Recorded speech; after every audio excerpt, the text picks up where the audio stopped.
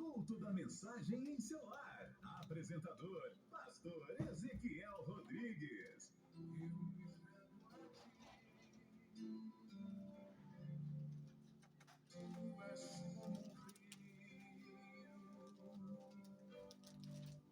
Rio de águas vivas.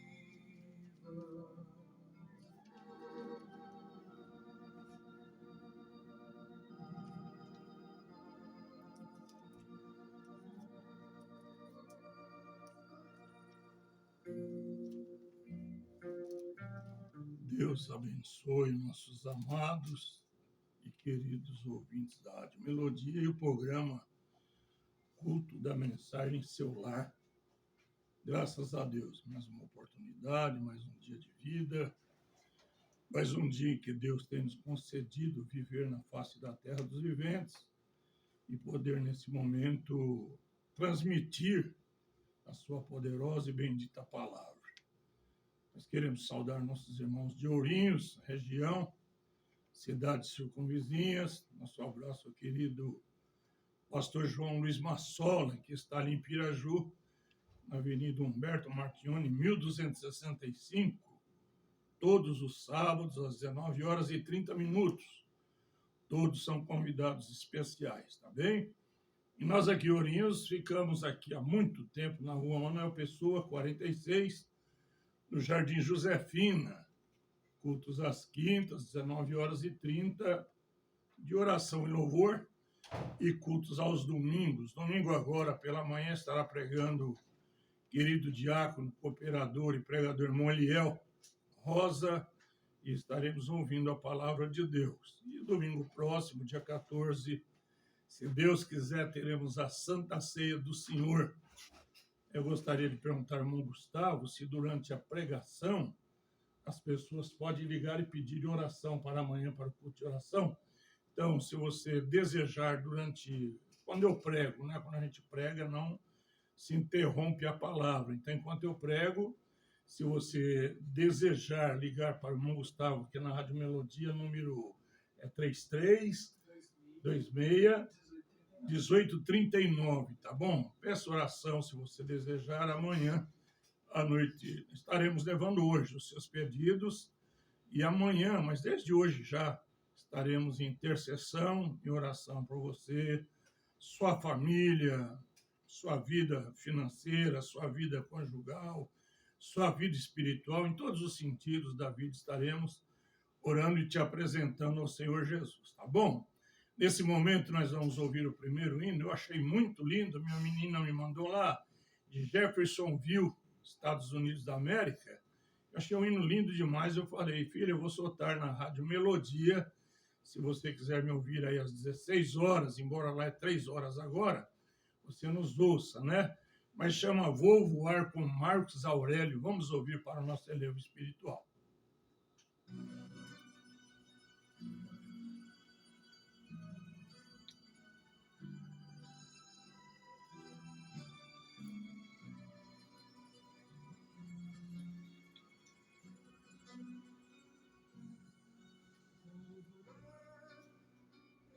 Direção ao céu de Cristo. Isso foi Ele mesmo quem me prometeu. Vou voar, vou poder o que me resta. A minha alma está com pressa. Sinto pressa de no céu chegar. Vou voar em direção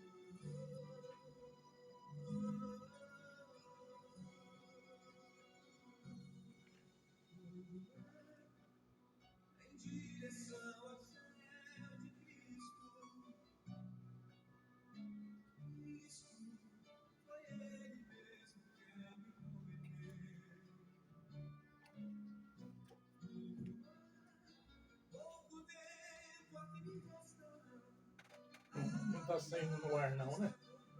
Filmando tá. Você deu uma alteradinha no fundo musical para mim hoje?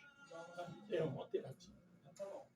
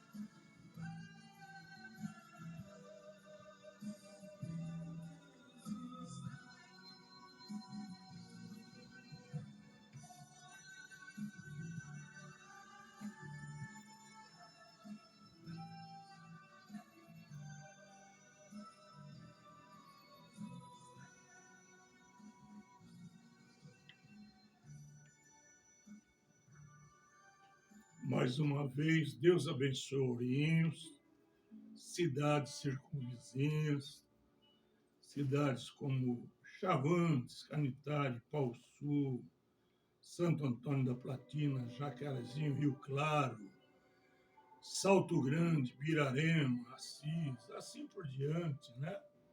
Todas as cidades circunvizinhas, que Deus abençoe o seu povo, aqueles que lhe invocam, aqueles que lhe temem, pois diz a Bíblia, o temor do Senhor é o princípio da sabedoria, e o apartar-se do mal é inteligência. Que Deus nos ensine a viver assim a cada dia e seremos muito felizes. Antes de ler a Bíblia, sabe, o que mais adoece um ser humano é a explosão emocional, o descontrole nervoso. Diz que essas pessoas estão muito aptas a câncer, né?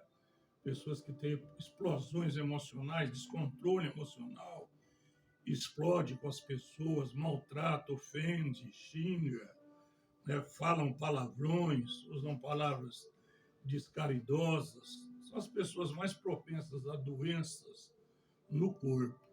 Portanto, peçamos a Deus que nos dê, né, assim, o controle do Espírito Santo para que não passemos por isso, né? Eu tenho experiência própria, claro, e se há mágoa em nossos corações, ira, ódio contra alguém, a melhor coisa é tirar, porque isso também provoca doenças, tá bem? É apenas um conselho que eu estou te dando, que eu ouvi do profeta de Deus nessa manhã. Mas, meus queridos, é um pouquinho extenso o programa hoje, E eu quero ler rapidamente com vocês Apocalipse 6, o versículo 9, onde diz assim: E havendo aberto o quinto selo, vi debaixo do altar as almas dos que foram mortos por amor da palavra de Deus e por amor do testemunho que deram. E clamavam com grande voz, dizendo: Até quando, ó verdadeiro e santo dominador, não julgas e vingas o nosso sangue dos que habitam sobre a terra? E foram dadas a cada um compridas vestes brancas, e foi-lhes dito que repousasse ainda um pouco de tempo, até que se completasse o número de seus conservos, que é Moisés e Elias, e de seus irmãos que haviam de ser mortos, como eles foram, que são 144.000. Senhor Deus e Pai, abençoa a programação Culto da Mensagem Celular, abençoa o irmão Gustavo na direção ali dos microfones, de todo o aparelho da emissora. Abençoe a cada um que nos ouve e abra o entendimento para a compreensão das Escrituras.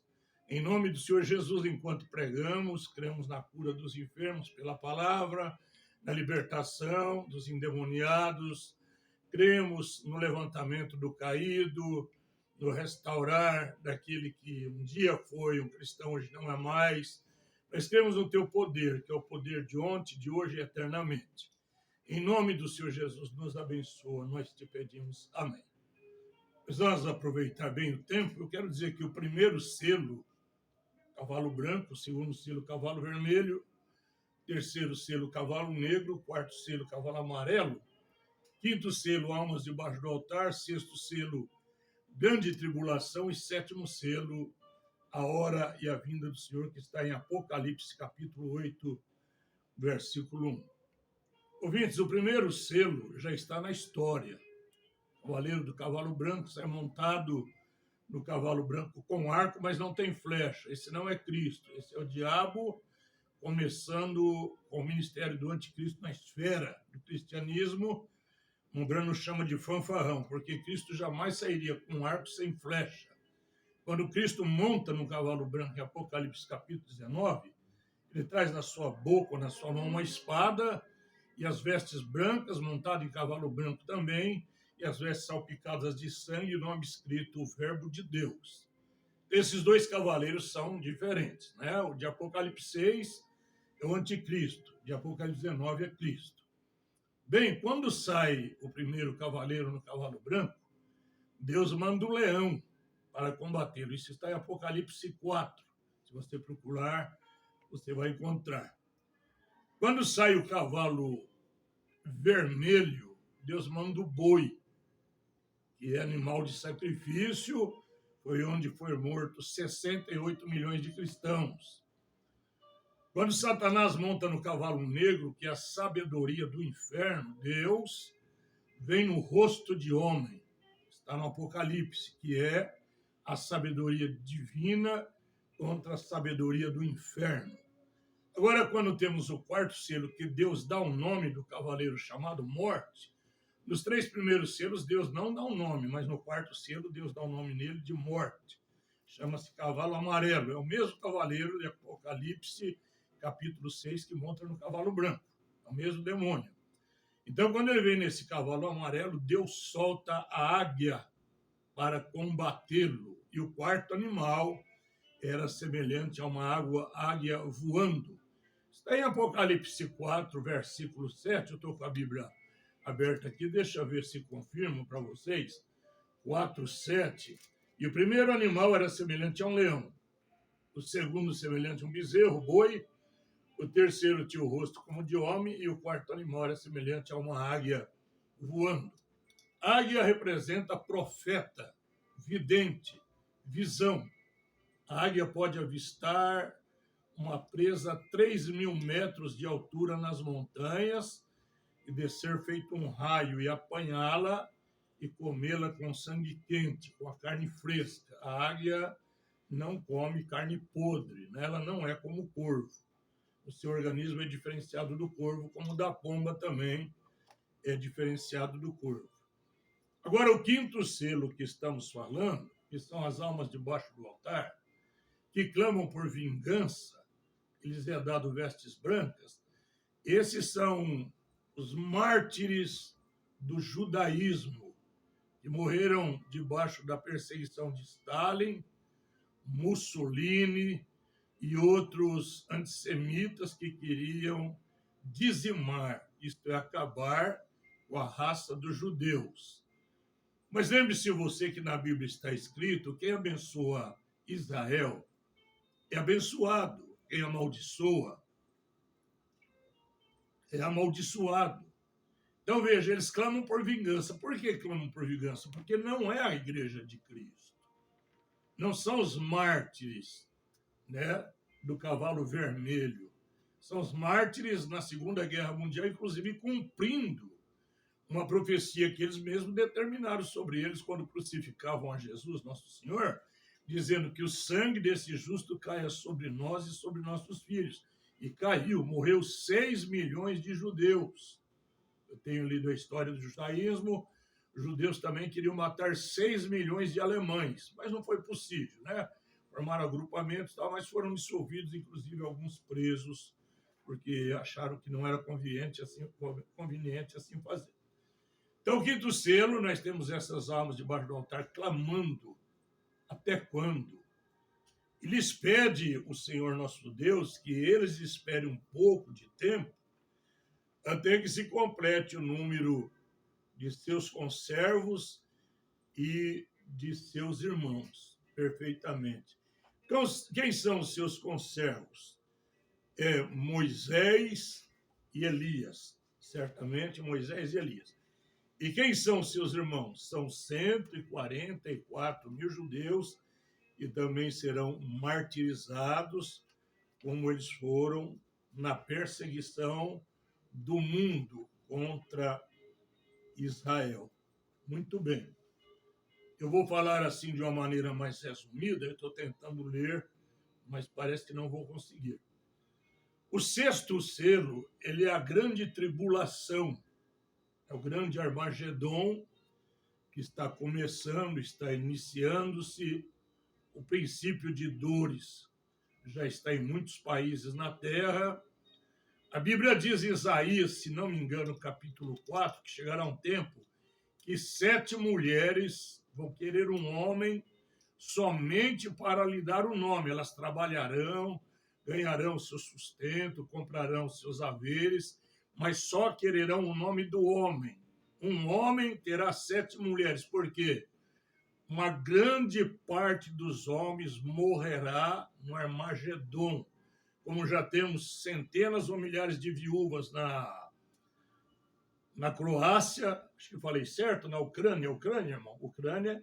Na Ucrânia, já temos na Ucrânia milhares de viúvas, milhares de crianças sem pai, sem mãe. Na Rússia, já temos milhares de mulheres viúvas, sem o noivo, sem o namorado. Então, a coisa vem vindo devagarzinho, mas esta é a grande tribulação que se aplica no sexto selo. Agora, não vai se confundir com o que eu vou falar, porque é profundo. O sétimo selo, que está em Apocalipse 8, versículo 1, não é a vinda do trono branco. Não, o trono branco, quando o Senhor vier, todo olho verá, até mesmo aqueles que o traspassaram, será no juízo final. Essa vinda de Apocalipse capítulo 8 é Mateus 24, versículo 36. Porém, daquele dia e hora, ninguém sabe, nem os anjos, somente o Pai. Eu estou lendo como li na Bíblia. Tem outra escritura que diz nem o Filho, mas eu achei melhor essa tradução. Nem os anjos, somente o Pai. Porém, daquele dia e hora, ninguém sabe, nem os anjos, somente o Pai. Que dia e hora será esse? Será o dia da vinda do arrebatamento, que é o sétimo selo. Então, a igreja, nas eras da igreja, porque as 7 eras da igreja, ela entrelaça com os 4 selos. Dos 4 e com o sétimo selo. Por que não com o quinto e o sexto? Porque o quinto e o sexto se vai aos judeus. O quinto são as almas debaixo do altar, que tem que esperar os do sexto, que serão martirizados na grande tribulação. Então, o quinto e o sexto se entrelaçam perfeitamente. Agora, o sétimo selo, ele se cumpre antes do sexto selo. Isso aqui que é profundo. Por quê? Se a igreja sobe no quarto, vamos dizer, em Apocalipse 4, no final da sétima era da igreja, e aparece somente Apocalipse 19, então o sétimo selo é a vinda do Senhor e ele acontece primeiro do que o sexto selo.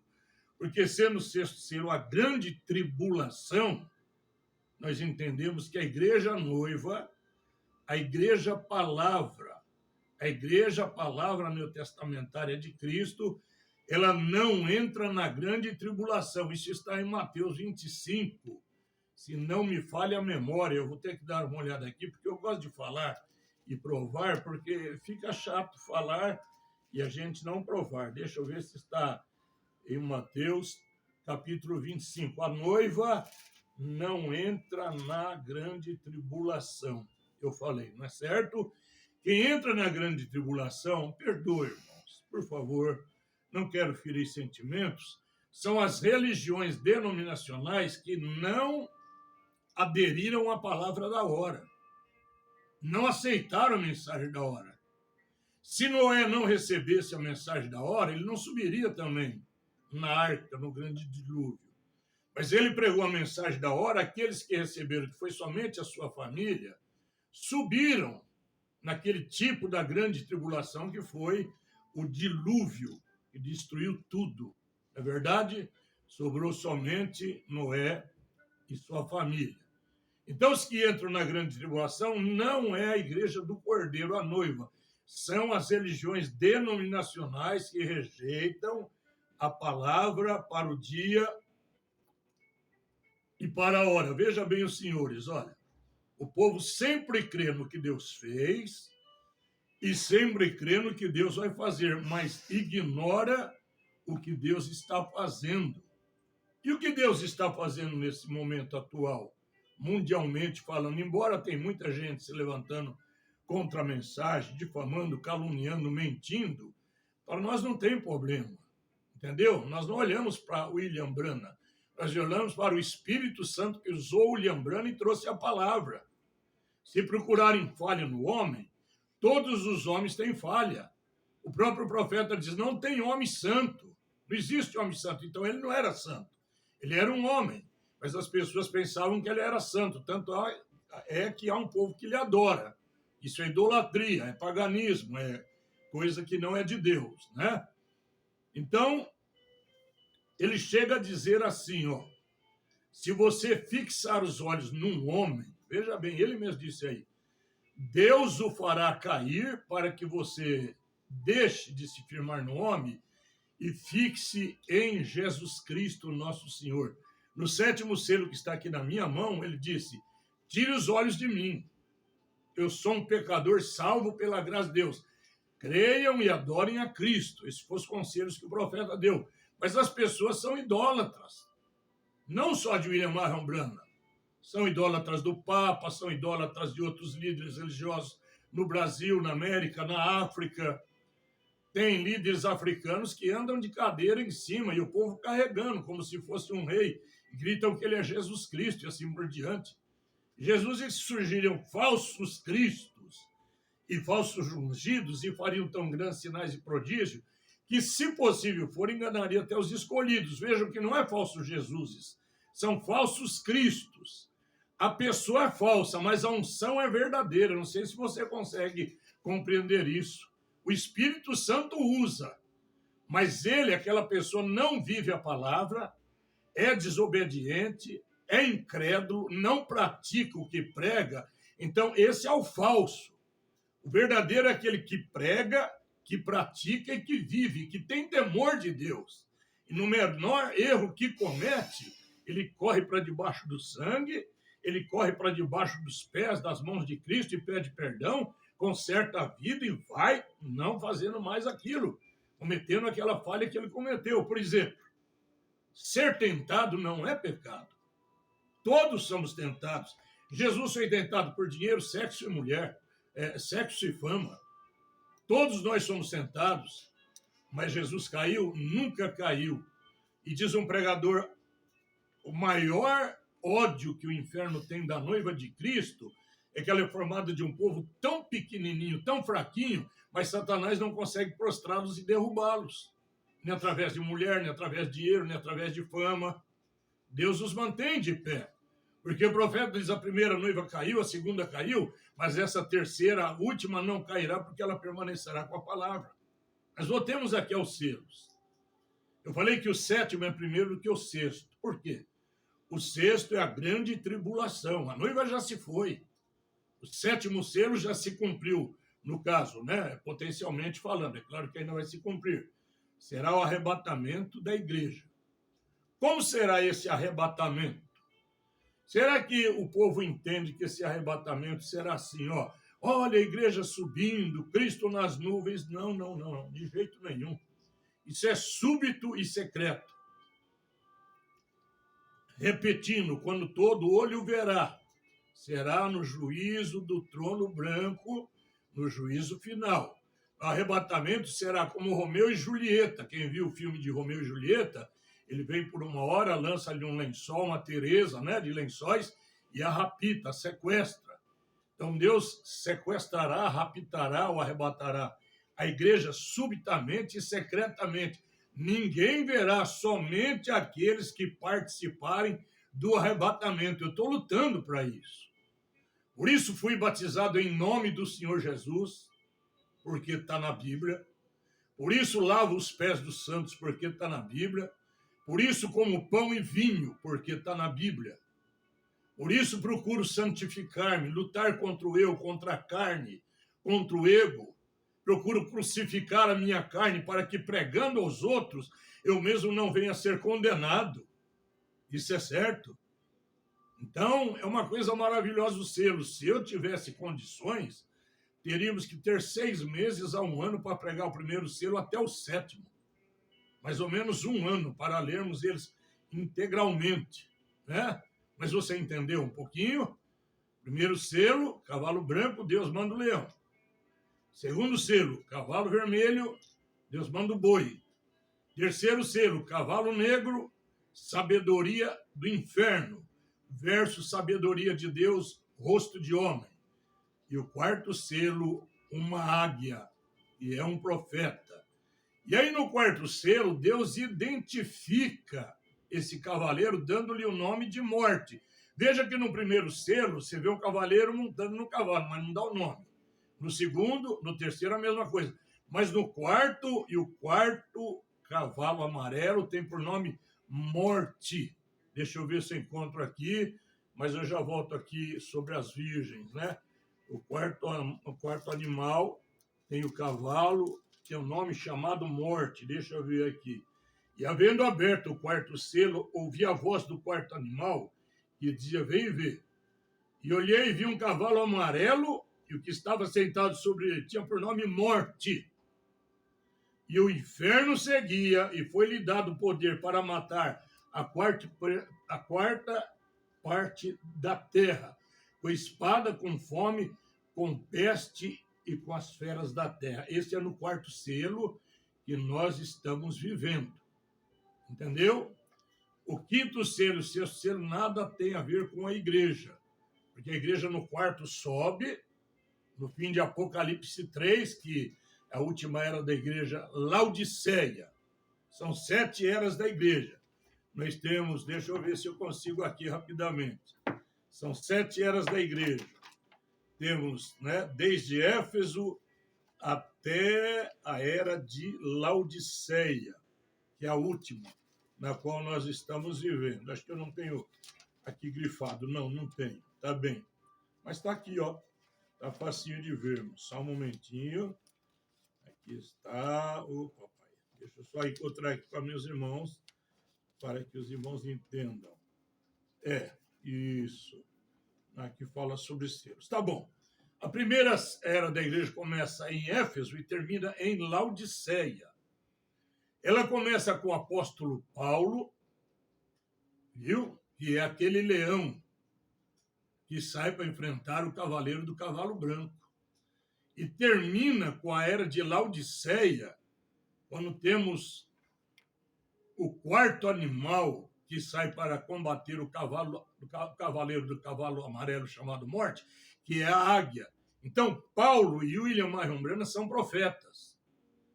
Tanto é que quando William Marion Branham chegou do outro lado, e o anjo disse que ele seria julgado pelo que ele pregou, ele diz assim: eu preguei o evangelho de Paulo, o evangelho de Pedro, eu batizei como eles batizaram, ensinei como eles batizaram, e uma multidão que estava ali gritou, e nós estamos descansando nisso. Então, onde a noiva descansa? Numa denominação? Não. Numa hierarquia religiosa? Não. No papismo? Não. Numa liderança dentro da própria mensagem? Não. A liderança da mensagem é o Espírito Santo. Nós não temos em homem sobre o homem dominando um outro homem. Nós cremos que cada homem tem o seu ministério local, ele é responsável por aquele campo, por aquele rebanho, e ele responde ao Espírito Santo se ele fizer o errado. E não se preocupe, se um homem tentar enganar a noiva do cordeiro, Deus tira a vida dele. Eu tenho visto isso. E o profeta diz: nunca engane a sua igreja no púlpito, quer dizer, nunca minta para ela, nunca finja ser uma coisa e é outra, né? Como eu vi pastores dizer assim: eu só sou dar satisfação à igreja, só dou satisfação à igreja da porta para dentro, da porta para fora eu não tenho que dar satisfação. Isso é errado. Nós, pastores, temos que dar satisfação da nossa vida dia e noite à igreja do Deus vivo, porque Deus está olhando para nós. Por isso eu falei, qualquer falha pequena que seja que cometamos, nós vamos sentir a repreensão do Espírito Santo, vamos correr ao pé de Jesus, clamar pelo sangue, pelo perdão, para que Deus nos perdoe daquela falha. Não digo pecado, porque pecado é incredulidade. A pessoa adultera porque é incrédulo, fuma porque é incrédulo, bebe porque é incrédulo, é pedófilo porque é incrédulo, entende? Não crê na Bíblia porque é incrédulo. Ele é um incrédulo por nascença, por natureza, entendeu? Tanto é que o profeta fala, não é pecado fumar, beber, adulterar, mentir, jogar, não é pecado, é a árvore do pecado que está dentro daquela pessoa que o faz fazer assim. Se fosse um crente verdadeiro, não mentiria, não adulteraria, não prostituiria, não enganaria os outros e coisas assim, entendeu? Pagaria o que deve, porque nós, os cristãos, temos que lutar para ter o nome limpo em todos os lugares. O profeta William Branham trabalhou 8 dias no milharal com a sua equipe, porque não entrou o necessário na campanha para não deixar nenhum tostão de dívida naquele lugar, para que o nome de Cristo não fosse vituperado. Veja que exemplo de homem que tivemos. Um homem que disse, eu posso comparecer perante Deus com todas as minhas irmãs, eu nunca faltei o respeito com nenhuma delas. Esse foi um homem exemplo, tanto é que ele disse como Paulo, sede meus imitadores, como eu sou de Cristo. Partiu, mas cumpriu o seu ministério. Mas nos dias da voz do 7º anjo, quando tocar a sua trombeta, se cumprirão os mistérios de Deus, como anunciou aos seus servos os profetas. Amós 3, versículo 7. Certamente o Senhor Jeová não fará coisa alguma sem revelar primeiro os seus segredos aos seus servos os profetas. Como Josafá falou, crede no Senhor vosso Deus, estareis seguros. Crede nos seus profetas e sereis prósperos e prosperareis. Tem pobre na noiva? É claro que tem pobre, eu sou um deles. Talvez eu seja um dos pastores mais pobres do Brasil. Mas tem pastores aí multimilionários, né? E espero que eles usem as riquezas que eles têm em prol do povo, em prol da igreja, como faziam os apóstolos. Isso é certo. Mas o que temos visto hoje é uma petição de dinheiro, mesmo dentro dos pastores da mensagem, pondo na sua programação piques para mandar dinheiro. O profeta foi tão contra isso, irmãos da mensagem, irmãos denominacionais, que ele expulsou 4 camaradas do seu ministério, porque ia haver uma campanha num lugar e os pregadores foram na frente do irmão Branham. Então, quando a multidão em massa americana se reuniu, eles começaram a falar assim, se vocês não trouxerem dinheiro, vossos filhos vão enfermar. Se vocês não trouxerem dinheiro, as vossas lavouras não vão vingar.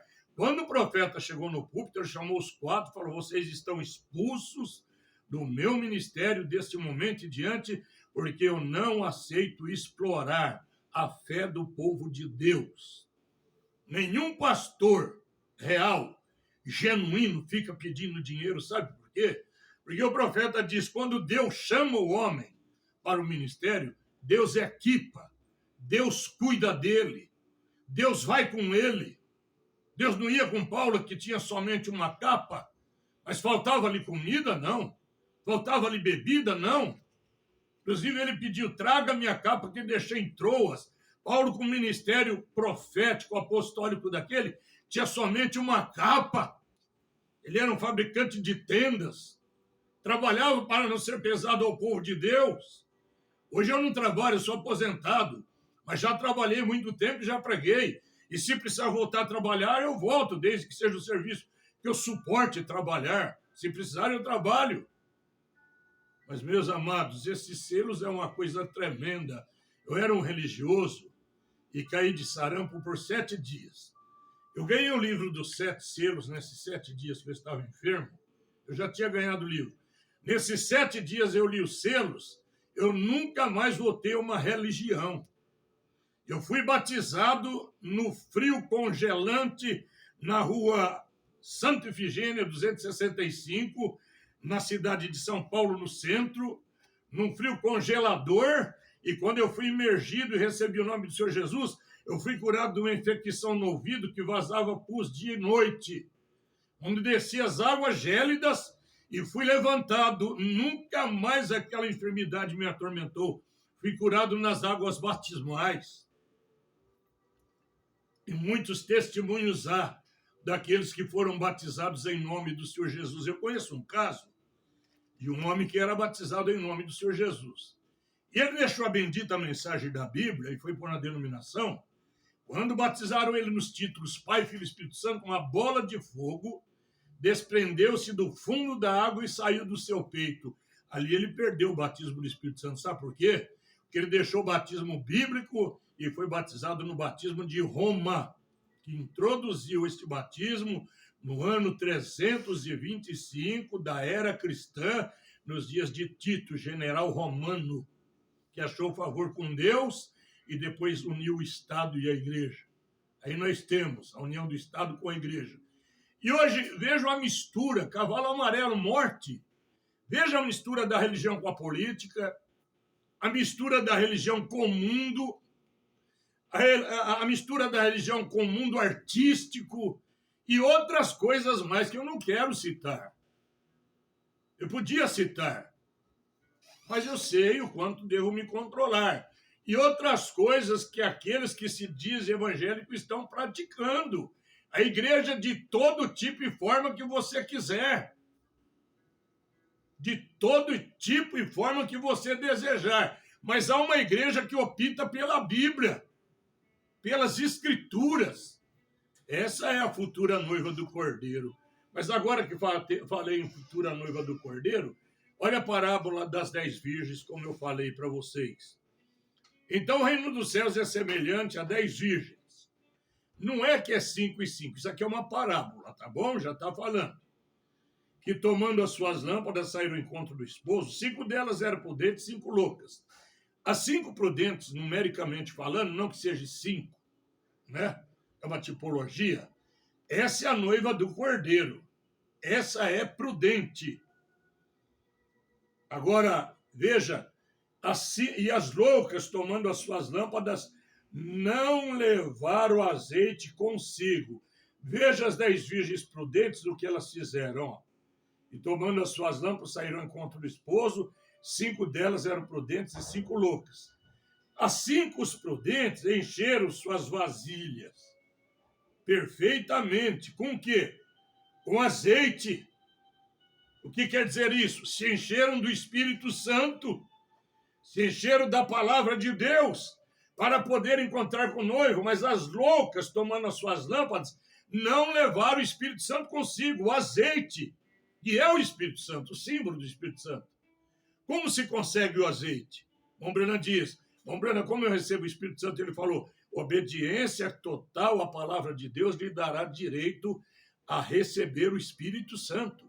Perfeitamente. Você fala, mas eu falei em línguas, eu profetizei, eu fiz isso, línguas, é um presente que Deus nos deu. A língua do sapato não é todo o sapato, é uma parte do sapato. Línguas são dons que Deus nos deu. Eu falo em línguas estranhas também. Já tivemos até interpretação, porque as línguas da igreja não devem apresentar-se sem interpretação. Isto é certo. Porque Paulo disse, um homem ou uma mulher entrar, um visitante da igreja, ver todo mundo falando em línguas, Paulo diz, vamos pensar, está todo mundo doido aqui, ninguém entende nada. Mas se um falar em língua e outro interpretar e revelar-se a vida daquele ser, como entra homens para matar pastores, ministrantes da palavra e tudo mais, e o Espírito Santo revela que é um homem armado com 38 carregado para matar o pastor, e aquele homem cai de joelho, em pranto, se arrepende, entrega a arma, se converte. Vocês entenderam? Aí então a pessoa vai dizer, verdadeiramente Deus está no meio desse povo. Mas línguas é apenas um dom, não é a evidência do Espírito Santo. A evidência do Espírito Santo é quando a Bíblia diz, quando vier aquele Espírito de verdade, ele vos guiará em toda a verdade. Vou repetir, a evidência do Espírito Santo é São João 14. Quando vier aquele Espírito de verdade, ele vos guiará em toda a verdade. Verdade é a palavra de Deus. Paulo diz, seja todo homem mentiroso, e Deus o único verdadeiro. Eu seria um mentiroso se eu falasse contrário à Bíblia. Mas eu não quero ser um mentiroso. Eu quero falar o que a Bíblia diz. Mostra-me para mim aonde tem alguém batizado na Bíblia, nos títulos Pai, Filho e Espírito Santo. Você nunca vai encontrar, mas eu te mostro 7 a 9 vezes o batismo nas águas por imersão em nome do Senhor Jesus. Você entendeu? Então eu não quero pregar segundo a igreja, segundo a teologia, segundo a minha denominação. Eu quero pregar segundo a Bíblia. Mas as loucas, tomando as lâmpadas, vejam, não levaram azeite consigo, mas as prudentes levaram azeite em suas vasilhas com as suas lâmpadas. Elas se encheram do Espírito Santo. E tardando o esposo, tosquenejaram todas e adormeceram. Mas à meia-noite, sabe que essa meia-noite é a hora que estamos vivendo? A ciência prova, a ciência apocalíptica, prova que estamos nos últimos segundos para batermos a meia-noite no mundo cristão, no mundo oriental, no mundo ocidental, toda a face da terra, estamos beirando a meia-noite, a vinda do Senhor para levar a sua igreja. Mas à meia-noite ouviu-se um clamor, oh glória a Deus. Aí veio o esposo, esse é o arrebatamento do 7º selo. Porém, daquele dia e hora ninguém sabe, nem os anjos, unicamente o Pai. Mateus 24, 36. Isso é Apocalipse 8. Houve 30 minutos de silêncio no céu. Nada foi falado. Satanás não pôde ouvir isso. Porque se ele ouvisse, ele faria uma confusão. Quantos pregadores e líderes religiosos já erraram a vinda do Senhor? Vocês dizem, irmão Brana também. Não, ele não disse que 77 seria a vinda do Senhor. Eu predigo, devido aos acontecimentos, o avanço científico, que em 77 pode se introduzir o milênio. Ele não disse assim, diz o Senhor. Ele nunca profetizou. Em outra mensagem, ele dizia, em 70 semanas de Daniel, eu nunca disse que o Senhor virá em 77. Ele predisse. Uma predição, diz o irmão Brana, em 10 milhões de vezes pode se cumprir uma. Mas quantos já erraram, né? Falando que a vinda do Senhor será tal ano, será tal dia, arrebatamento será tal época. Quantos já erraram e vão errar? Porque a Bíblia diz, porém, daquele dia e hora, aleluia, ninguém sabe, nem o profeta soube. O profeta diz, nem tudo que Deus sabe, ele revela mesmo aos profetas. Nem tudo Deus revela aos profetas. Ele revela somente o que ele quer, somente o que ele deseja. Então, irmão Branham não podia falar o dia e a hora da vinda do Senhor.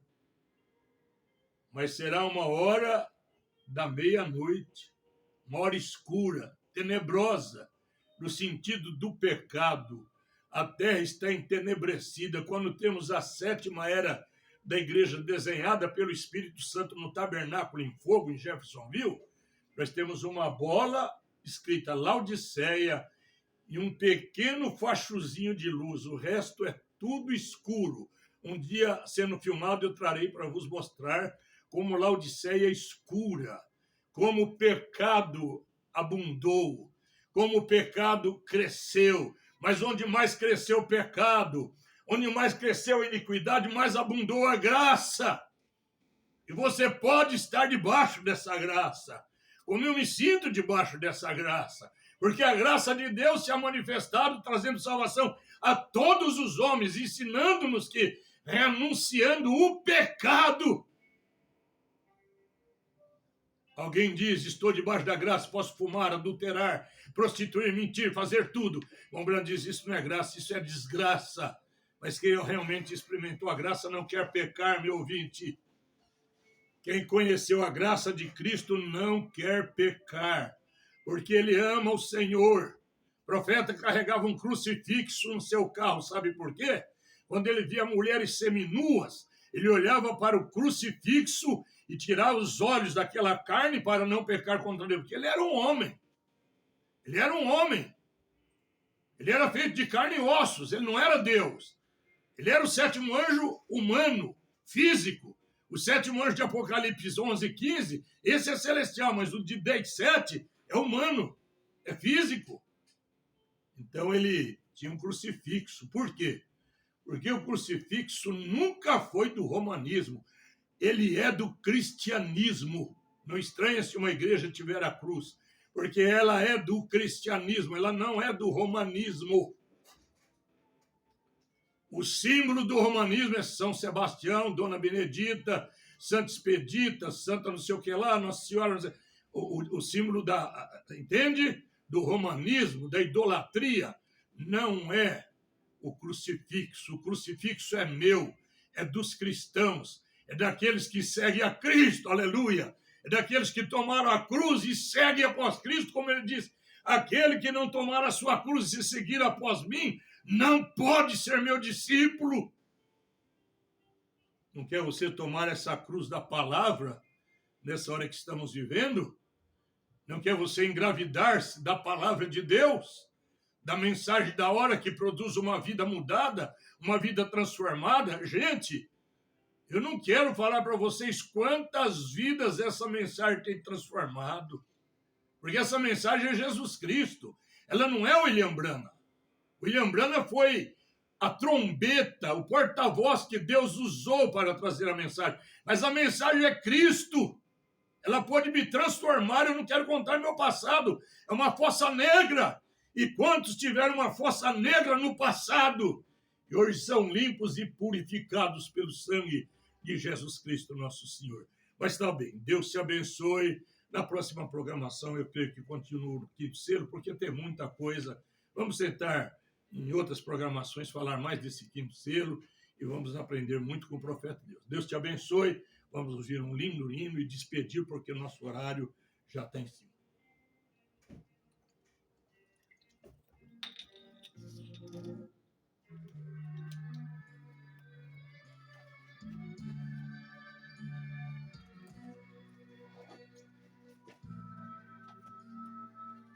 Vai dar, filho, dá.